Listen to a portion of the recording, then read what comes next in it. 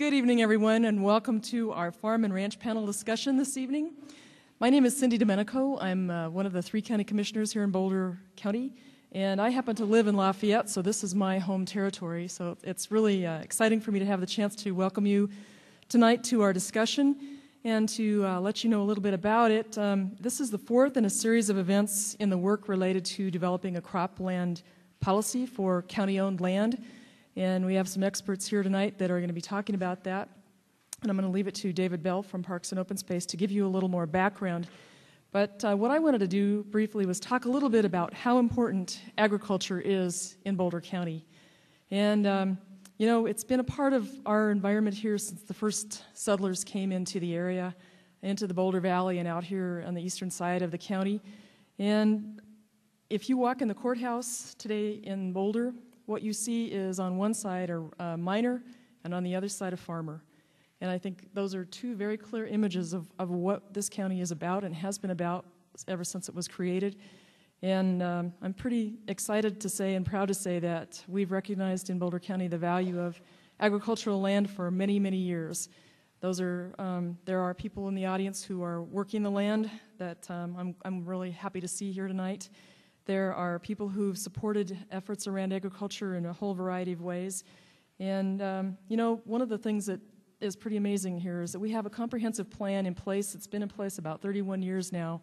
That recognized the importance of agriculture that long ago and helped us to move forward with the preservation of ag lands in the county through purchases of land for open space. Cropland, now we've got about 18,000 acres of cropland that our family farmers and ranchers are helping be stewards of, and that's a lot of land when you look around across the Front Range to other counties and other locations. We're fortunate that we had some far-sighted folks who thought that agricultural land was going to be very important in the future, and that we had farmers and ranchers who were willing to step up and be a part of that program. And if you don't mind, I'm going to say a couple things about how close I am to ag, because I grew up on a farm not too far from here, just between Lafayette and Louisville. It was at that when I grew up, that it was between the 2 cities, the 2 towns. It was a little dairy farm of 80 acres, and we had about 60 head of Holstein cows and a grade A dairy, one of 4 along our little stretch of Baseline Road. And we raised corn and wheat and alfalfa hay. We had enough to keep a dairy operation up and running. And during the 30s, back in the really tough times out here, enough to feed 3 families and to keep them safe from the things that were happening out there. So farming and ranching is really dear to me. I grew up in it. I know how hard farmers and ranchers have to work, that it's a never-ending job. It's an incessant demand on your time, and if you have an animal operation of any kind, you're committed, totally committed, and you need to be there all the time. If you're raising wheat and that kind of thing, you're depending on the weather, you're gambling that it's going to work out, and you're doing the best that you can to keep your options open. And you're also at the same time looking ahead many years as you are a steward of that land.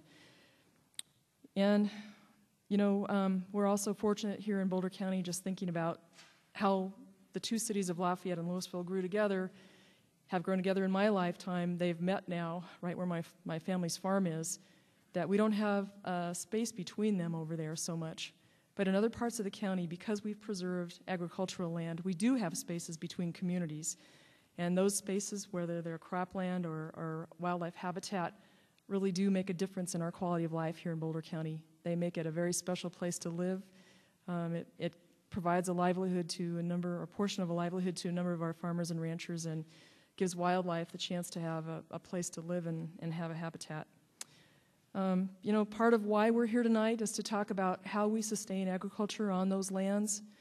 I think, you know, we've, over the years, at least in the Commissioner's office, had an ongoing dialogue with the farm operators on those properties to see what can be done to help you stay in business and on the land.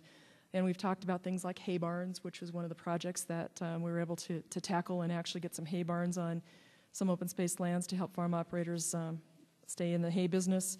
We've helped with augmenting and helping on water projects, and we have an ongoing conversation about how do we really truly maintain agriculture in Boulder County, because if it weren't for some of these open spaces that we have, we wouldn't have a lot of ag left here. And I know that coming from an assessor perspective because I was the assessor here in the county for about 10 years. And just looking at this notice from the Division of Property Taxation, for those of you who are farm ranch operators, looks like the numbers are going up. Again, that's that 10-year average kicking in, and it's pretty interesting. It's interesting to those of us who are looking at the tax dollar side and that side of the equation, but I won't go too much farther into that at the moment. You know, we appreciate our ranchers and farmers on the lands that are owned by Boulder County because they are true stewards. They've taken care of that ground. They are our partners in conservation. Without them, we couldn't have the beautifully maintained lands that we do. And for that reason, we need to help keep them there. We need to provide a clear vision and a clear policy about how the future of those lands will look. And that's really a good part of why we're here tonight. There are so many values in agricultural land, and many of you in the audience probably either grew up on farms, grew up near farms, or you know how valuable these open lands are to us and how important it is that our children and our children's children have these in place. And that's the broader dialogue that we'd like to have tonight. And what we've done this evening is ask some of our farm rancher operators to come and share their stories and to talk about the work that they do.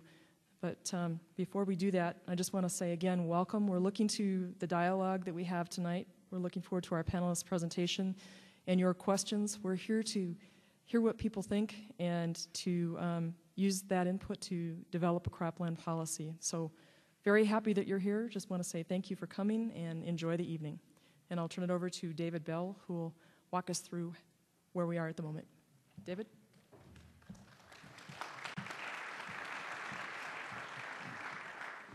Well, great. Thank you, Commissioner Dominico. It's wonderful having a commissioner that knows that much about our program, about agriculture in the county, and is committed to come out for this because I now have nothing to say because she covered our program and why we're here. So I guess the restrooms are out to the back and to the left. So beyond that, I think one of the things I wanted to do is put this forum, this panel discussion, a little bit of context. So if I could just kind of see a quick show of hands, who in the room has not been a part of our tours, our bus tours, our open houses, or any other portion of the agricultural, the cropland policy?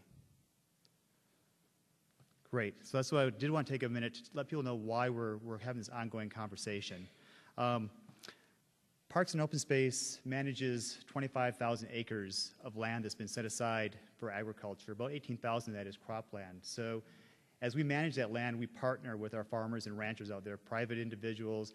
They've been farming in the county, maybe new farmers or people that go back 5 generations. So how we work with them to steward these lands is what we as a department have to do on a daily basis. There's no way that my staff of 7 individuals could manage that 25,000 acres. So we depend on these individuals to be stewards of this property. We also know these are public lands, and the public in Boulder County especially has a lot of interest in how we manage those lands. So how we balance our day-to-day operations with those comprehensive plans that Cindy talked about and bring in some community values as well is something that we want to bring together in a cropland policy. So in that, we've been trying to engage the public as much as possible. We've done an open house at the fairgrounds. We've done cropland tours. We've taken people out into the fields on bus tours, starting with 50 people on the first bus. And by the 4th time, we had over 200 people signed up to go out and look at the farming and ranching practices in the county. As we did that, the one thing as we did our surveys and got feedback from people was that they wanted to hear more from the farmers and ranchers. No matter how much we got them out and walked in the field, they wanted to get more stories from the farmers and ranchers.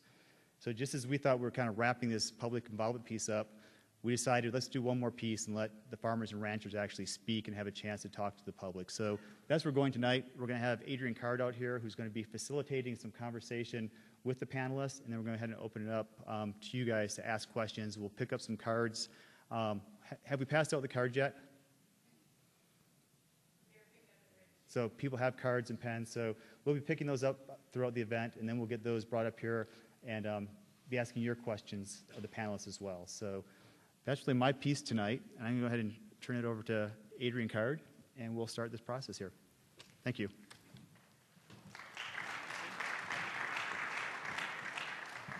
Good evening, everybody. Thanks for coming out on a Wednesday evening. We wanted to make a surprise entrance, so we were holding back the, can you hear me all right? Speak up. Hello, can you hear me now? All right, that's good. All right. So we wanted to have a little bit of a surprise entrance, so we were holding some of our guests backstage. We are hoping still that we'll have Ann Cure join us tonight. She hasn't made it yet, but earlier, February the 1st, we had an event here in Boulder County called the Boulder County Agriculture Forum, and it was an event sponsored by the Extension Office and several other different entities in the county, ag service providers, and it was intended as a community building, educational, and networking event. And it focused on a lot of the shared values that these producers have, that although their production systems may look different, their markets may look different, that they all share similar values around stewardship, of productivity, of love of agriculture, of profitability, of family, different things that are really core to the experience in agriculture as being a lifestyle unique to itself. So that's a piece that I think springs into today, as we're going to hear from people who are the practitioners, who are not us university talking heads. I didn't introduce myself. I'm Adrian Card with Colorado State University Extension in Boulder County. Hi, thanks. And would like to, without further ado, not talk a whole lot, but help just facilitate a discussion amongst these guys. From your left to your right, you'll see Keith Bateman and a space for Ann Cure, and then David Asbury, Paul Schlagel, Steve Penner, and Mark Guttridge. And what I'm going to do is just ask each of these guys questions, and Keith was... we decided that although he is closest to me, he wouldn't have to go first. We're going to start with Mark. We're going to just go through with some of these as kind of intro to let you know who these guys are, what they do, their story in agriculture, because everybody has a personal story that's very unique and very telling as to what they do. So I want to lead off with Mark Guttridge and ask him to start with the first question, which is introducing yourself, and how did you get into farming and ranching, Mark? What's your story? How did you get started? All right, thank you. Can you guys hear me all right? Okay, a little closer. Okay, how about that? Better? All right, well, first I just want to say thank you to Adrian for facilitating today, and a special thanks to David Bell and Megan from Open Space to make this possible for the community to come out and hear directly from the farmers. I think we're really lucky to live in Boulder County, where we have an open space department that's so open to really helping farmers and holding forums like this. I think it's really important.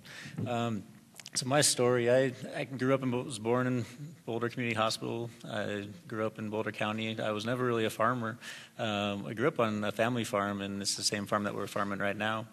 And went to college, got a degree in engineering, and have a master's degree in water resource engineering from CU, and got a corporate job, was living in suburbia, got married, and had a chance to move back to the family farm that I grew up on when my grandmother was still there and was getting ill and needed some in-house care.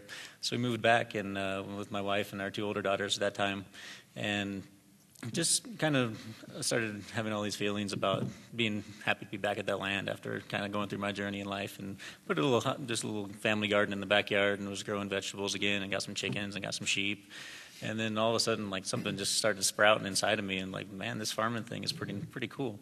And it was really wanting to be able to provide healthy food options for my family was really how it all got started, and having a garden where we could grow healthy food for ourselves. And that kind of launched into, as we got growing more and more, like looking out in the community and seeing just a real need for healthy food choices out in the community, and realizing here we are blessed to have this great piece of land right and outside of Longmont and in between Longmont and Iowa on 95th Street there. And so we decided to start a business farm and start selling our vegetables at the farmers markets and start being a market farm. And so that's kind of how we got started. The farm's called Olin Farms. The Olin is actually an Aztec word meaning constant motion or constant change, and kind of engulfed our view as a farm as like this living being organism that's, no 2 days on the farm are ever the same. And that's probably the thing I love the most about it, is it's really humbling to be a farmer and be out there every day and be subject to all these changes all the time.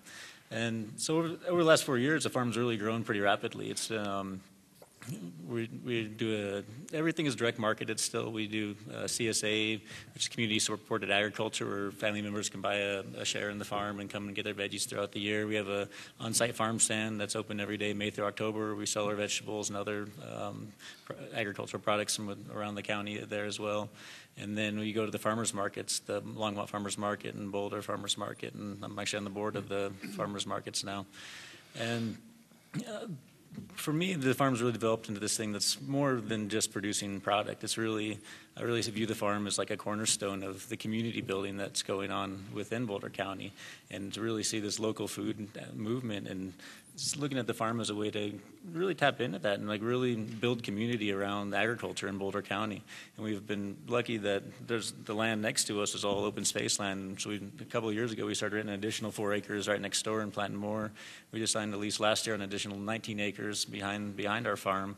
And it was actually, so now we're up to 30 acres, which was actually 50 years ago a single farm under a dairy farm under a single name. And so we've been able to kind of restore this agricultural piece of Boulder County back to one farm under one name and moving forward and really producing great products in Boulder County.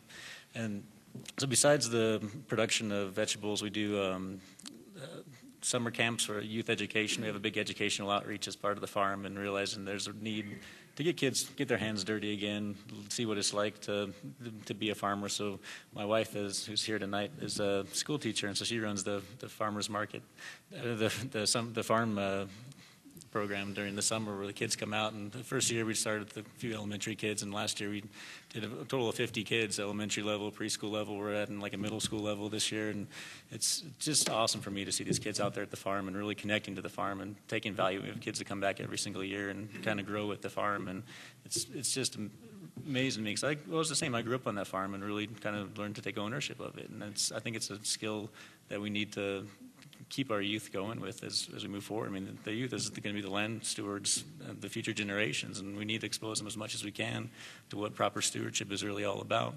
So other programs we have there, we do a farm dinner series. We partner with the local chef. He comes and cooks dinners right there on the farm. We're involved a lot in the community. I think we've been able to grow our farm by really being a cornerstone of the Longmont community. We volunteer in schools. We do fundraisers for different organizations. We donate food to different schools. And it's really, that's how we've been able to develop our customer base, is just using our farm as a springboard in the community and bring people together. So that's kind of the intro of the farm and how we got started. And could you share too the number of acres and the products that you're producing? Yeah, absolutely. So our garden really is just about 4 to 5 acres, so pretty small scale from a lot of the numbers I think you're going to hear tonight. And from that, this year we're going to have 120 families that have CSA memberships with us, and that'll be enough to supply the markets and our farm stand as well. We also do have about 250 layer hens where we produce eggs on the farm. We sell those directly on the farm as well. And we have 9 sheep as well, which are kind of pets we raise for meat as well, but they're really there for the summer camp kids to have the interaction with the animals and kind of see what a mixed farm is really all about, where we're making our own compost and using that to feed the soil, and really teaching about the closed loop farming that was prevalent 100 years ago but seemed to be lost in a lot of our cultures over the last 50 years. And Mark, are you first, second generation in agriculture? My grandmother bought that farm back in the 1970s, so we're kind of third generation. My mom, who's here tonight, is co-owner of the farm and also an investor in the farm business. And my dad actually just moved back to Colorado, and he's farming with us again full-time on the farm as well. So we have 3 generations. I mean, my older girls work on the farm. My wife and I work on the farm. My dad works on the farm. It's 3 generations seeding together, harvesting together, and selling our products directly at the market as a family. Great, thank you. So we'll tack on those questions to each of you guys: number of acres, products, generation, and agriculture. So next is Steve Penner, please. My name is Steve Penner. I was born in Boulder, Colorado. My parents moved here from Nebraska in the early 50s. I started farming we moved to the area of 76th and Baseline. And at that time it was rural. And I got tagging along with the farmers in grade school. And that turned in all the way through high school. I decided that's what I want to do, is farm. Out of high school, I started farming on my own. I started farming, as I referred to as vacant patches. stuff that nobody else wanted to farm. We started putting up grass hay and selling it to horse people. As that expanded, we kept renting more and more ground. With that, I bought some cows, and we kept expanding the cow herd to where it is right now at 160 cows. Farming approximately 1,600 acres. And we grow grass hay, alfalfa hay, brewing barley, corn, and wheat. And you're third generation? First generation. First generation. First generation. Okay, great. I think that's it. That's, Yeah, okay. Great, thanks, Steve. Next up, Paul Schlagel. Good evening, everyone. I'm the third generation farmer. My grandfather moved to this country around the turn of the century, and I actually grew up on the farm that they moved to, and it was just east of the airport on the west side of Longmont. When we were kids, we grew up kind of working on the farm. I remember when we were little kids, and this was, we lived there for 11 years before we moved on the other side of town, and pulling my dad around on the grain binder, and I must have been less than 11, so I'm thinking I was probably 9 or 10 when we did that. I can remember my dad tying a piece of twine around our waist when we were little kids and tying it to the coil wire on a tractor. And I don't know if some of you guys are old enough to remember the way the tractors used to be, so that was our safety equipment. If we fell off the tractor, they pull the coil wire out. We moved east of Longmont in 1965. It was pretty hard on my parents to move from the original homestead that his parents had settled in from when they moved to this country, but I think it was a good decision. And all of us kids worked on the farm and all the way through high school. We did get to do sports in high school. The spring sports were probably a little harder to get to do because we had to get home and work in the spring. So after high school, I actually got my first full-time real job. It was with Golden Gravel. I drove a truck for them and did that for a couple years and thought that was a pretty easy job. But I was only about 19 years old, and there was something about my driving habits, and I lost my driver's license, so the only place I could go was back to the farm, because I didn't need one there. So 1975, I leased my first farm. It was 80 acres. It was in Weld County. Got married in 1977, and a good friend of mine had moved off a farm out by I-25, and we moved there when we got married and lived there for 18 years. Kind of seen what was happening with the area, and in 1994 we built a house on my father's farm. We now farm about 1,700 acres. 380 of it is Boulder County open space. Probably another 400 acres is in Weld County with conservation easements on it. We grow corn, sugar beets, barley for Miller Coors, and some alfalfa. And as most of you probably know, that we're pretty heavily into the sugar beets. I'm on the American Sugar Beet Grower Board and the Colorado Sugar Beet Grower Board, and that's probably one of our crops that's been around.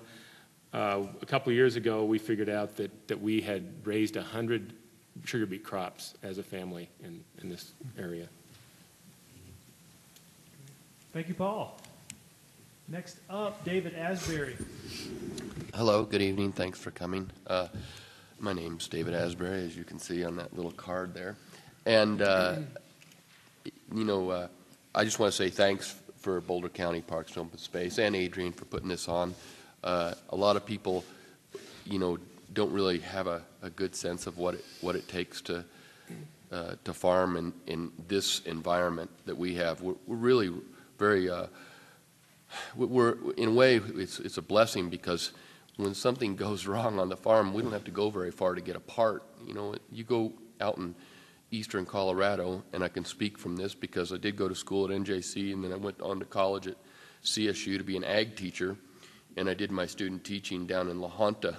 And, that's a long ways out in the middle of nowhere. You don't just jump in your pickup and drive down to the hardware store and get a part. We're lucky we can go and, source out a lot of things really quickly to keep us going in the field. And we have a readily market for all the things that we do grow around here. What I do is we farm about, and a team that I work with farm about 800 acres. About, I would say, close to 500 is Boulder County Parks and Open Space, maybe even more than that, and some is private. I don't own any farm ground. It's just very expensive. I don't know if anyone's aware that, farm ground in this area starts at about $10,000 an acre. If you're lucky, you can find some for $5,000. So it's very cost prohibitive for a farmer to buy a farm. So the blessing that Boulder County has allowed us to do is keep that ground in agricultural production. And we don't have, let me say, I don't have any problem with a man that owns his ground. He's certainly willing to do whatever he wants with it. It is his property. But the county is, sees the value in keeping these open corridors.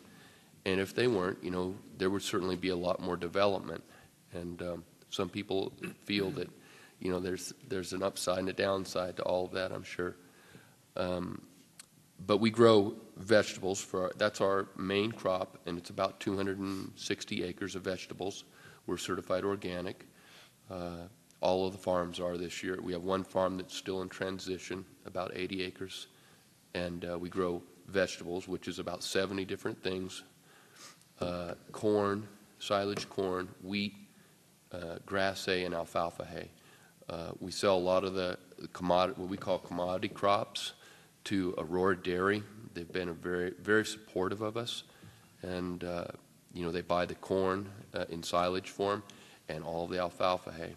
And so it's nice. We don't have to go very far. They're only about 11 miles from the farms.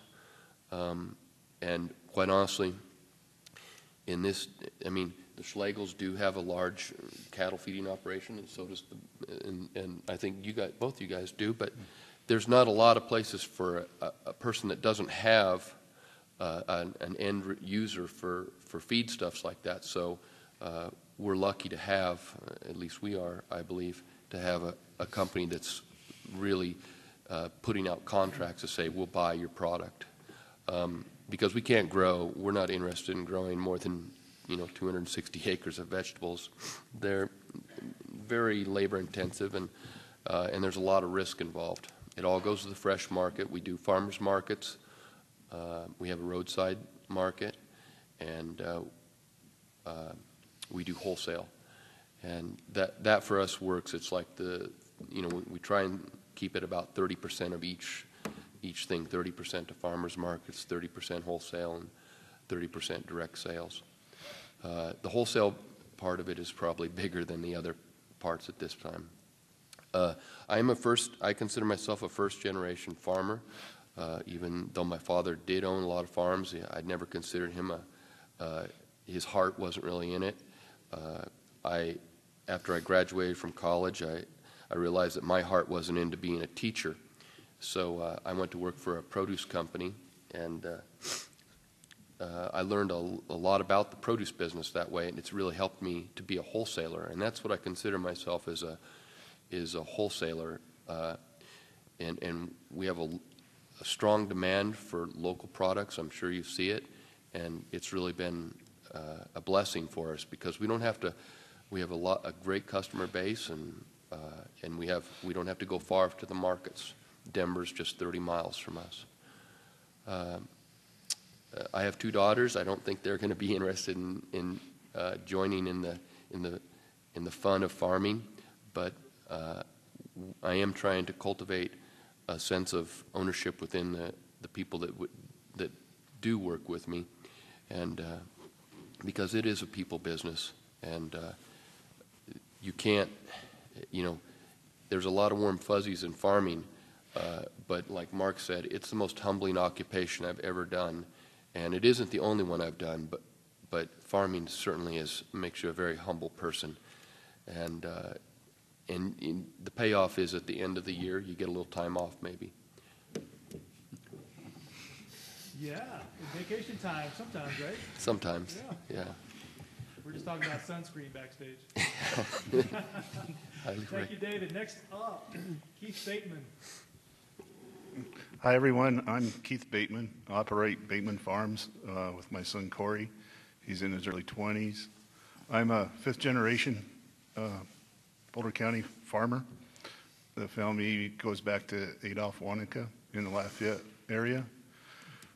We have roughly 1,100 acres of open space land and about that much in private. We grow barley, corn, wheat, alfalfa, grass hay, and we've done oats and sunflowers and millets. Pretty much everything you can grow in Boulder County, but never tried sugar beets. My grandpa used to. My son Corey, is in his early 20s. Like I said, he does want to continue farming, and he wants to do it in Boulder County. That's home to him and me and our family. He will also have he'd be the sixth generation. He has the seventh generation. They're both a little over 2 years, and one's 8 months old. We have run a small mother cow operation, about 80 head, and we also once in a while will sell those to individuals. Most of the products that we grow are sold within 40 miles of the farm. The grain goes to Commerce City, to ConAgra. The alfalfa is usually local to horse people, cattle, sheep. The corn, we sell that around Platteville in that area to a chicken house and also a feedlot. And the grass hay usually is the horse hay market. We also have a few acres of pasture. I like to give Corey the opportunity. When he got out of high school, I wanted him to go on to college. I left it his choice if he wanted to farm or not. I always kind of pushed him to go to college because this farming racket is a very hard business. It can be very stressful at times, just like tonight, being up here talking to all you people. And it is kind of like sitting in a dentist chair, but I think the lights are brighter. So anyway, anything else, Adrian? I think you covered the bases. Okay. You got it. So yeah, so this, we offer these guys a lot of gratitude because, most people say public speaking is actually the number one fear, and death is the number two. So this is, we're glad to have him here. We live in really interesting times in terms of local food and interest in food. One of our Deputy Secretary of Agriculture, Kathleen Merrigan, has coined the phrase and used it, maybe not coined it, but used it widely, food with a face on it.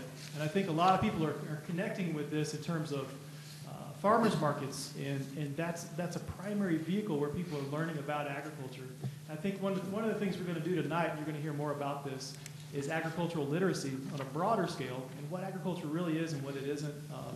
There have been places where media have captured aspects of agriculture. Sometimes they represent it correctly, sometimes they're not quite on the spot. So agriculture is an extremely risky endeavor, both physically for all sort of occupational risks, not to discount tractor rollovers and PTO drives. It's also very financially risky. Compared to any other small businesses, most are not subject to the risks of weather, market vagaries. Agriculture is very risky, to say it briefly. So to get more into that topic, we want to ask these guys, what are your biggest challenges as a producer? Oftentimes things are very tricky. Seasons don't unfold the way you want them to, markets, etc. Think about your challenges. What do you guys see? We'll lead off with Mark again. What are your biggest challenges as a producer?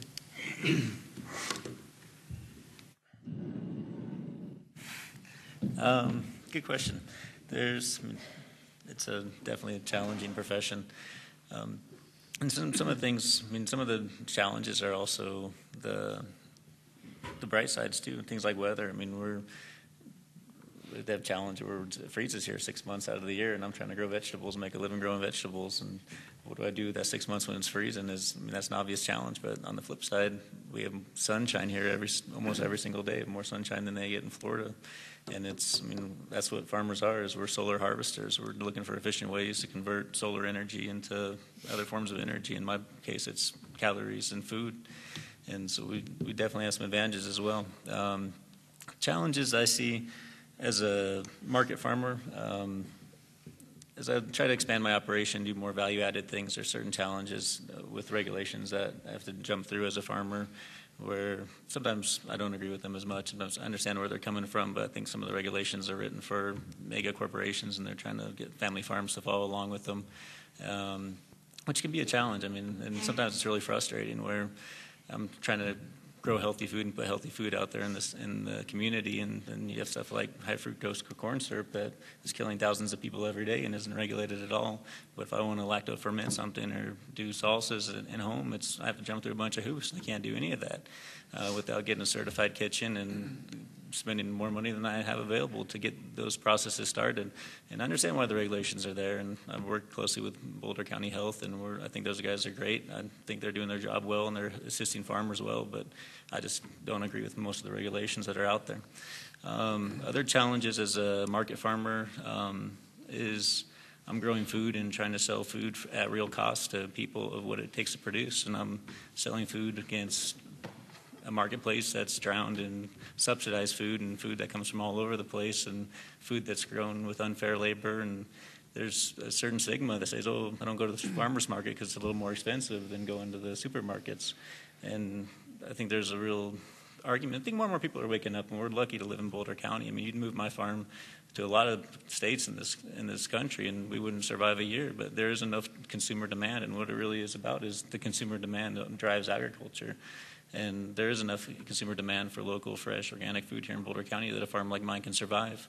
But it's really, that's why I spend so much time on the educational aspect. I mean, I'm in high schools. Last week I talked to 3 high school health classes about food choices that are around and what's available. I mean, why is food at the supermarket cheaper, and what are the hidden costs in that? I mean, we live in a society where 2 out of 3 people are going to die because of a health-related disease, and kids born after the year 2000 are going to have a shorter life expectancy than their parents. And me as an American, I don't agree with that, and I'm fighting tooth and nail and risking everything I have to try to change the situation. But it's an uphill challenge. I mean, there's a big portion of the society that understands it, but there's a much bigger proportion that has no idea and are going and finding the cheapest food possible, not being concerned about the health costs that are associated with that and the environmental costs that are associated with that.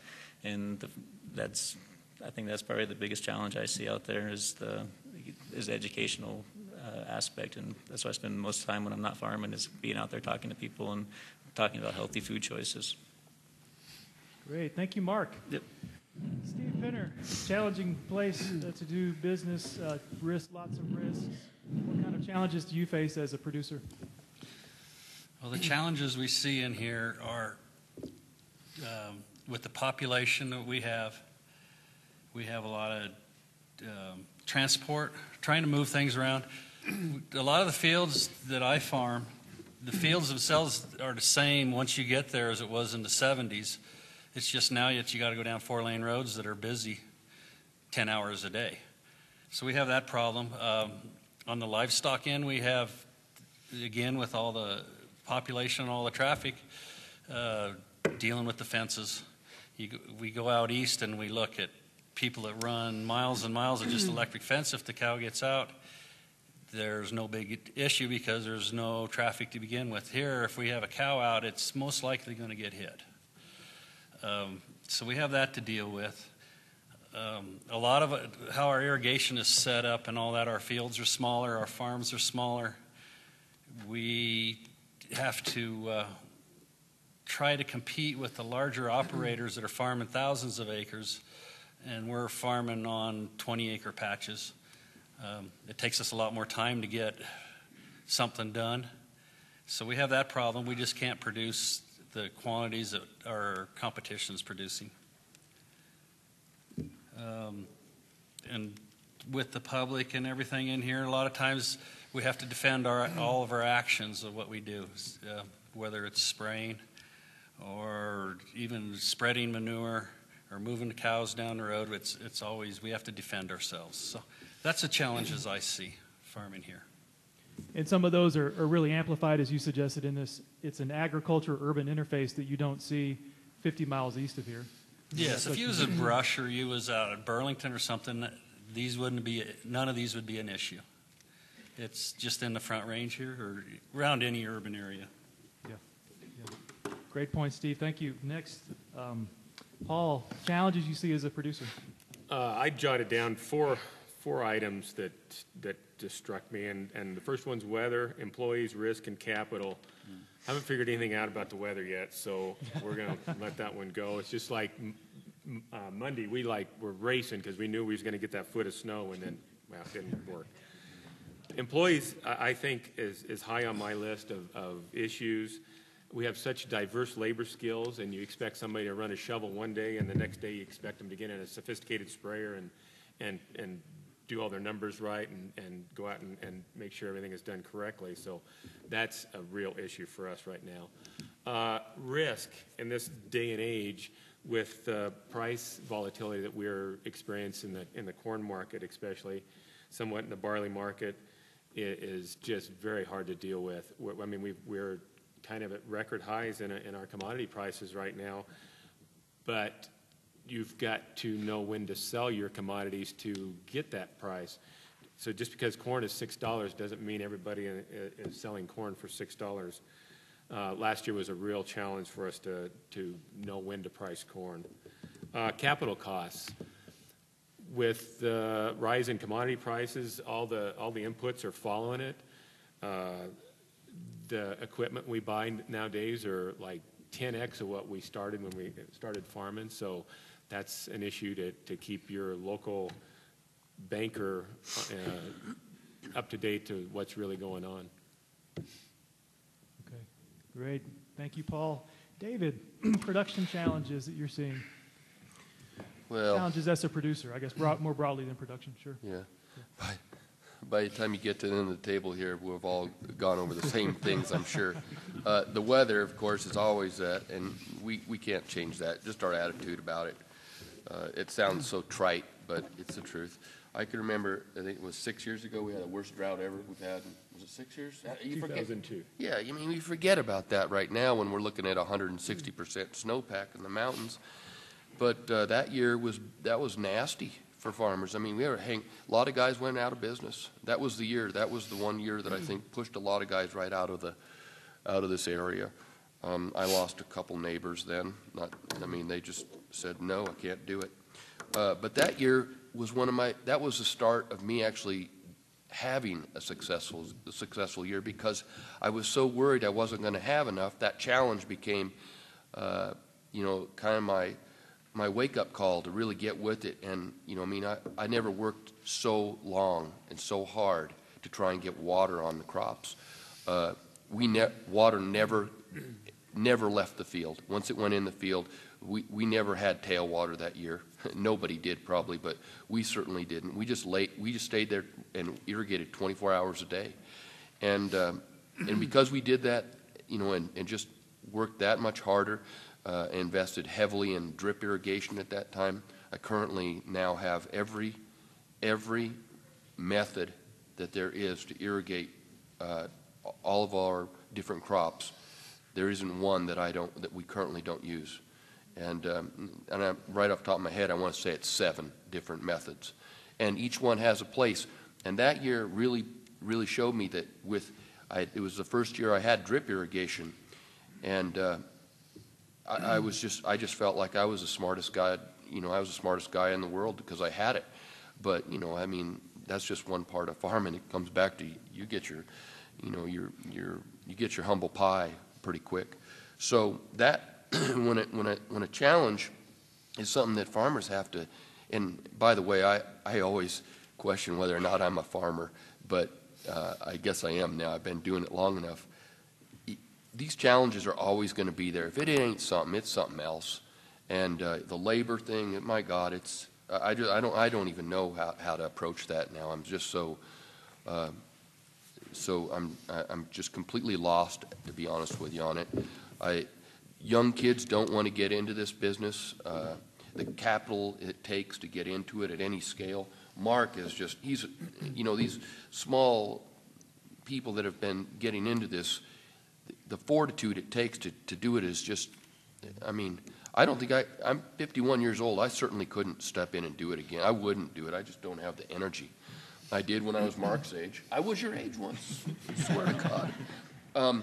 But Yeah, there's challenges. I know one thing that I see a lot of guys do, and you don't see, I mean, I used to. You don't see it so much anymore, and we don't do it, but once in a while you'll see guys do it, and that's chasing the markets.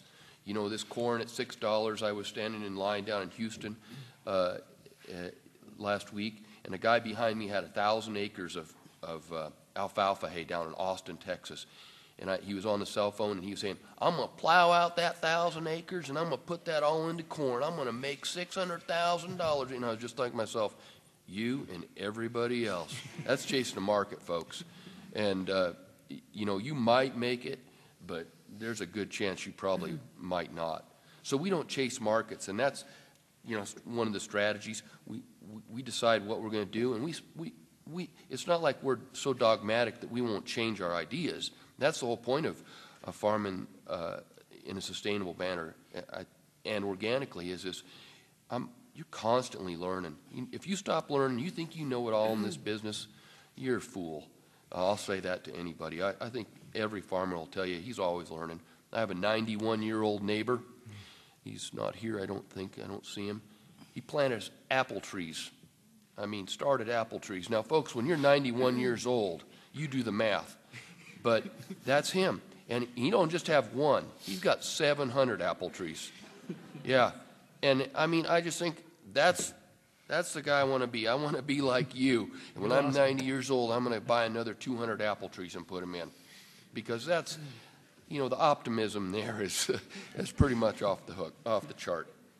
The other thing I think is a big challenge is just finding good farm ground. You know, a guy that I respect tremendously, and I don't think he's here, and kind of mentored me in the vegetable business was Dick Tanaka.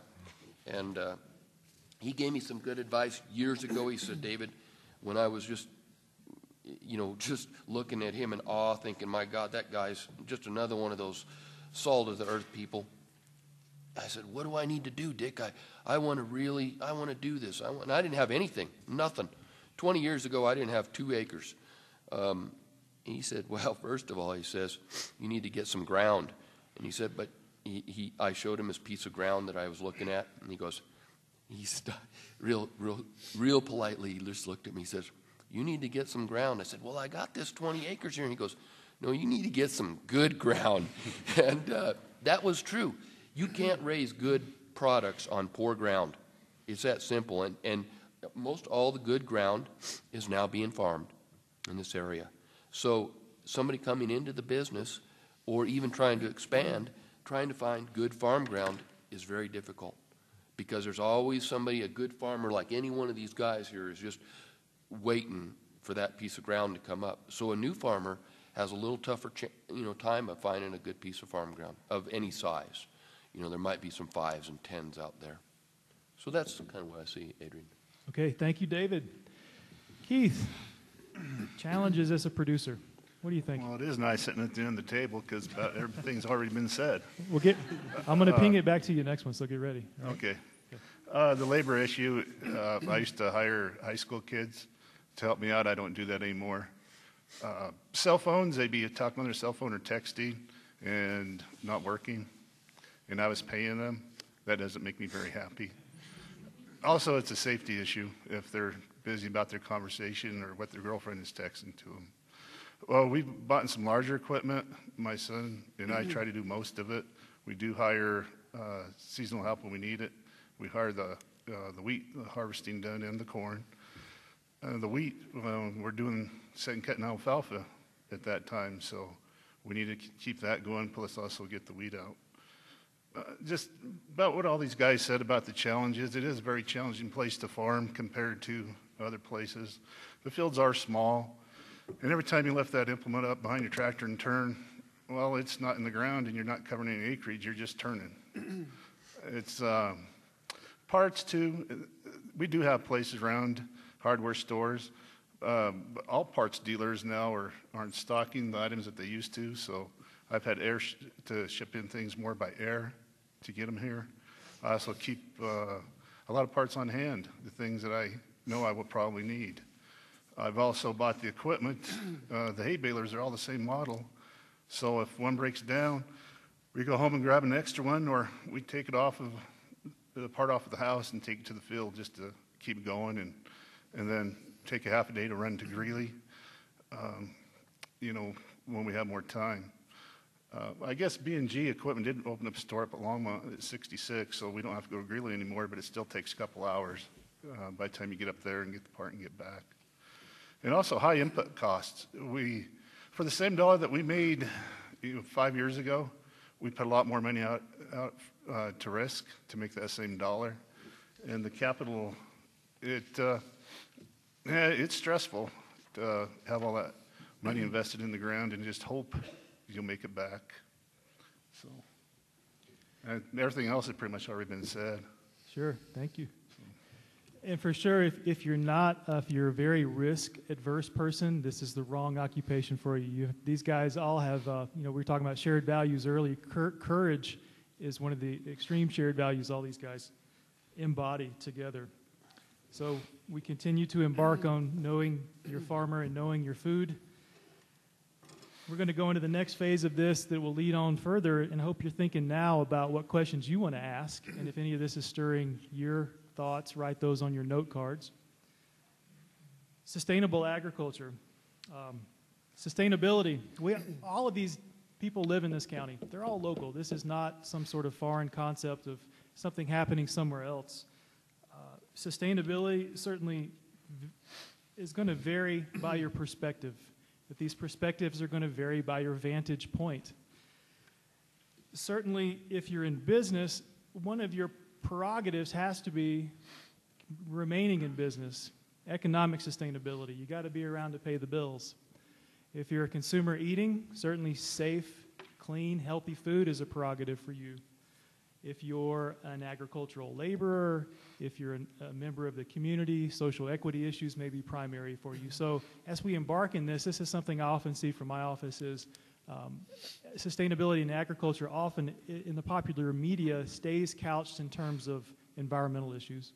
And that's not to discredit that or say that that's secondary in any way, but I think we may hear some of the economic issues emerge tonight. So Keith, going to come back to you immediately here. Sustainability has been described, as I said, in terms of the three legs of the stool. You kind of take one out and maybe we're not sustainable. It all has to be in balance in some way. Yeah, it does. Three legs of the stool: environmental, economic, and social. What does sustainable agriculture mean to you? Well, just the word itself means long term. So how do you stay in agricultural business long term? You got to be diverse, grow more than one crop, more than one tillage practice. You have to conserve your natural resources so they're there for the next generation. You have to watch the markets. In the weather is probably the biggest factor. If it looks like it's going to be dry, you don't have much irrigation water, well, you better not plant a whole lot of acres of corn because it takes a lot of water. The other thing, too, is I wrote myself some notes here. Also, we have the NRCS office and the FSA office. They have a lot of knowledge up there. They also have EQIP project. I've signed up some land that I own on EQIP. It's for gated pipe and a pump. For the irrigation, I've gone to more gated pipe. I buy, whenever I have some extra money, I buy gated pipe. I like to do some cement and ditches and a sprinkler eventually, but they're all very costly practices. The other thing about sustainability, and I've had this happen, maybe it's hard to tell exactly who's in the room, but I've been at the gas station or at the grocery store and someone will see my truck or recognize me and they'll ask me if I farm a certain farm, and I'll tell them yeah, and they make the comment that they like driving by it on their way for work, and they watch what we do and watch how the crop changes in the seasons and when we harvest it. And, it's kind of important to us to hear maybe some good feedback like that. At times we feel like we're getting beat up on what we do with the urban interface that we do have here. So those are a few of my thoughts. Thanks for that perspective on it. And I think, Keith, if you heard kind of combine some of that fourth bullet, if you guys want to combine it into this, since we're kind of running long on this section of the program, we can combine within that to programs and practices that you involve in your operation to improve your sustainability. So that whole question to David is, what does sustainable agriculture mean to you? What programs and practices do you use to improve sustainability? And I can prompt you on that if you need. Well, Keith already hit some of those. So, long-range planning for us, what's going to happen? I figure I got 20 more years in me. I'll be 80 then I'll start planting my apple orchards. But, and that's part of the diversity thing that I think is the key for us. We don't have just one. We grow so many different things, and I mean a lot of different things, and we have a lot of different cultural practices each crop requires. And that's what that diversity lets us be there next year, hopefully, because that's what the sustainability part of it is we got to figure out a way to be here, in 2012 and 13 and 14. And if we are really myopic and we're just thinking about getting the most we can for our products and just, putting it all in the bank and getting rich, big newsflash, folks, you ain't going to get rich farming. It's not that kind of business. So it may look like it when you think you see a farmer with a big equipment out there, but the payments on that stuff it can be a house payment. And it can, in some cases, in these big farms, it can be a lot of house payments. So don't be misguided when you see this big equipment going down the road. They're more than likely it's got a heck of a mortgage against it. So that's about it. Dave, practices, you want to mention any practices or programs that you... Well, I'm involved in the EQUIP program. I sure am. In fact, the EQUIP program allowed me to put a pivot on a farm that I just couldn't. I mean, back then I did not have the money to do it. I knew I needed it on that farm. It was the best money I ever spent. It was 50% crop. They shared 50% of that cost, and I shared 50%, and that farm has been very productive for us. Can you explain a little more with that, with the agency involved, how some of that works? Well, it's a government program, and it's a cost share. You have to qualify for it, of course, and do your due diligence. And that's a Natural Resources Conservation Service. NRCS, right? And there's monies available, and it's not just big farmers either. If any of you people are smaller, 50, 40 acre, there's monies available for that too. But they really helped me get that machine up and running, and it made a world of difference for us. So I owe them a big thanks. Dave, any particular organic practices that you implement? Yeah, all of them. Okay. Yeah. You're certified, so. Yeah. Sure, right. Yeah. Okay. All right. Well, thanks for that perspective. Paul Schlagel, what does sustainable agriculture mean to you, and what are those programs and practices that you implement to improve sustainability? Well, I was invited to be here this evening, and I looked at the question, and that's always the topic, be sustainable. Well, I really didn't know what that meant.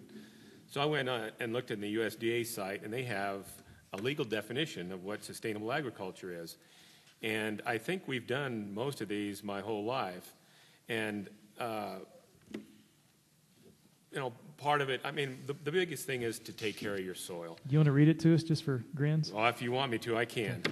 Satisfy human food and fiber needs. And I think we do that, whether you're selling corn to Morning Fresh Farms and they're growing eggs, or we're growing sugar for Western Sugars, selling to the candy manufacturers. It satisfies human food and fiber needs. Enhance environmental quality and natural resource base upon which agriculture economy depends. And to me, that's the environmental quality is that goes back to taking care of the soil and how you treat it. The third one is make the most efficient use of non-renewable resources and non-farm resources to integrate, where appropriate, natural biological cycles and controls. That one's a little tougher to get my arms around, but I think we try to do that in some of our crop rotations and the crops we raise and how we farm and just the difference in farming over the years and the practices that we've learned. The fourth one is sustain the economic viability of farm operations. We have to do that one, or else we wouldn't be here. Enhance the quality of life for farmers and society as a whole. We could probably debate that sentence all night, but I think we try that one personally, I think we do a very good job of enhancing the quality of life for the people that work for me and our lives as a whole and society as a whole. We do extensive soil testing. We've done that forever. We've been getting into some precision farming techniques. Boulder County has actually been talking to help some of us that I mean, that's a pretty big cost item that doesn't show a lot of return, but I think it can. We've drastically changed our irrigation practices, and part of that's been some of the EQIP programs. Every farm that we lease, we have convinced the landowner to go ahead and participate in an EQIP program. Every of the 5 farms we have, all 5 of them have, all 5 of the farms that we lease, all 5 have done an EQIP program. We've started trying to get into the center pivot irrigation, but as Dave said, it's very expensive. $6 corn helps that a little bit. And like I said, we've involved our tillage practices over the years to save soil, fuel, and water. And we do a lot of things like we do a lot of manure. Sometimes it's hard to get. It's not available as readily as it used to be. There is a difference in attitude. We have one farm that we know is going to be developed, and your attitude towards the way you farm that is just a little bit different. We've farmed these farms for over 100 years, and I think they're actually healthier in the last 30 years than they were 100 years ago. So, and the thing is, take care of your topsoil.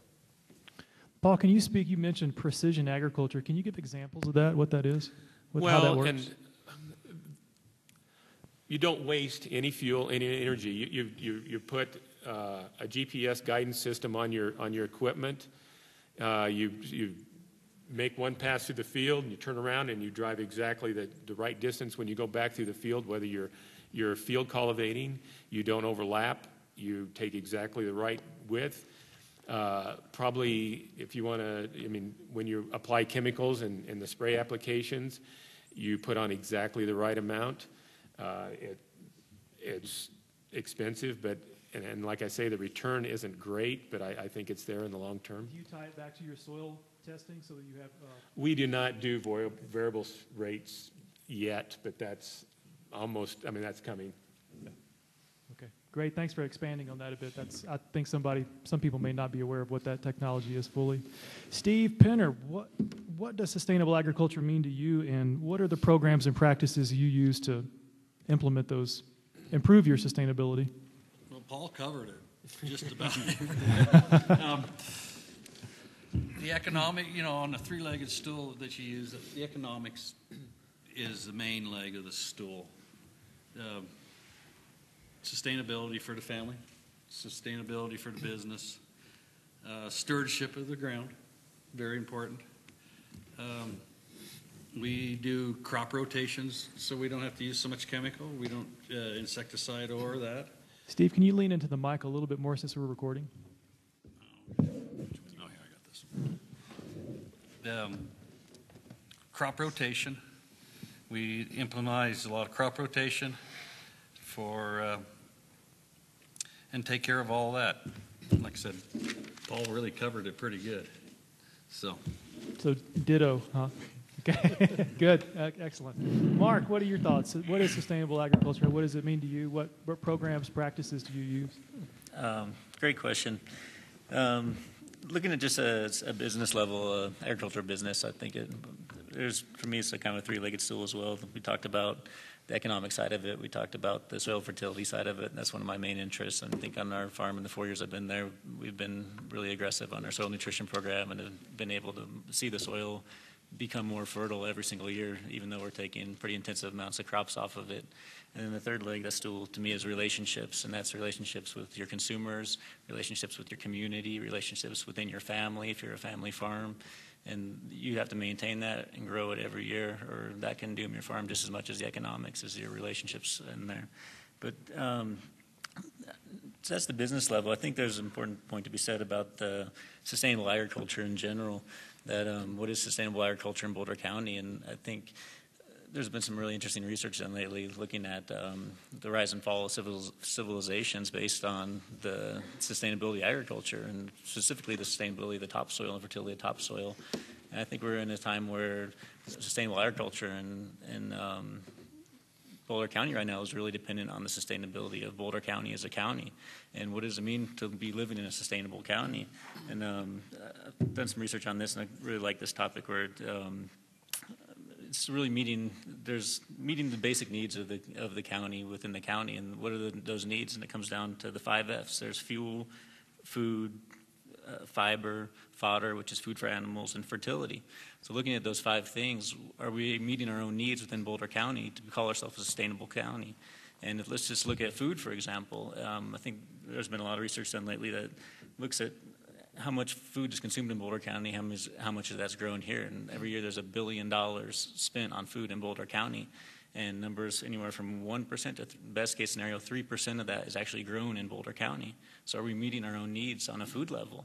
And I mean, my wife's a teacher, but I think I can grade that one on my own. Like 3% and that's an F. It's a failing grade.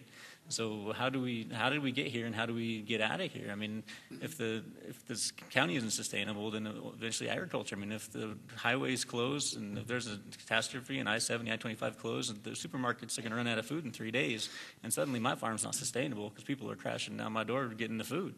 So I'm really interested in how do we build a sustainable community. And how did we get in that situation? It was kind of going back to that kind of cheap food concepts that put all those family farms out of business. 100 years ago, I think Boulder County met every single one of those. We were meeting our needs in this county. And right now, I think we're meeting almost none of those needs. And probably the animal feed, I think we do that in fertility, but the food, fuel, and fiber, we're heavily dependent on someplace else for that, all those things. And, I mean, is that a bad thing? Are we doomed? Not necessarily, but I think what it does, it makes us extremely vulnerable, just like the grocery store scenario. I mean, it makes us vulnerable to decisions that we can't control. It makes us vulnerable to what's going on in China. We saw recently it makes us very vulnerable to the global economy. We're seeing right now it makes us vulnerable to political crisis in the Middle East, and all of a sudden we're affected by gas prices.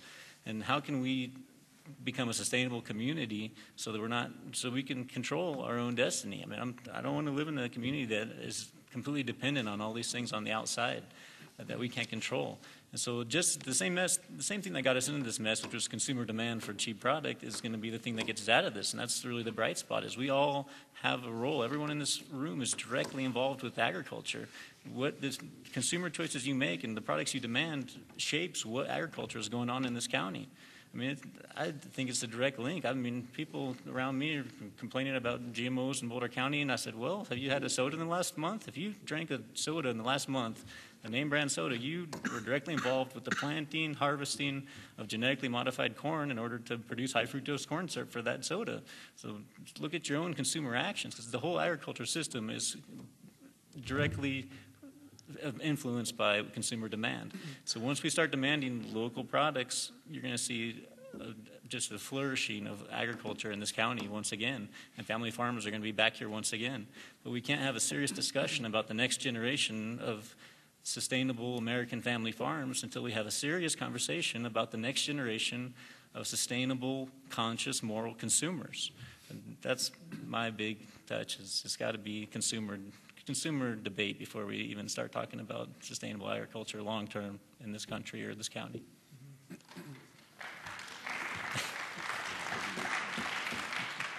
Well put. I think and some of that is a market-driven sort of sustainability. Yep. So that's a great segue into our next section. We haven't been able to foster, I guess by our design, too much discussion in this segment of the program, but our next segment that David is going to facilitate, I think we'll be able to look at some of the concepts that Mark brought up, and hopefully he got the rest of our panelists thinking. You know, certainly we're all diverse in our viewpoints, and these guys may not all agree on what sustainability is, and I think we want to draw that out if we can, as where people's perceptions may be different, and we can foster more higher level discussion within this. So I'm going to turn it over to David Bell. He's got your questions and ready to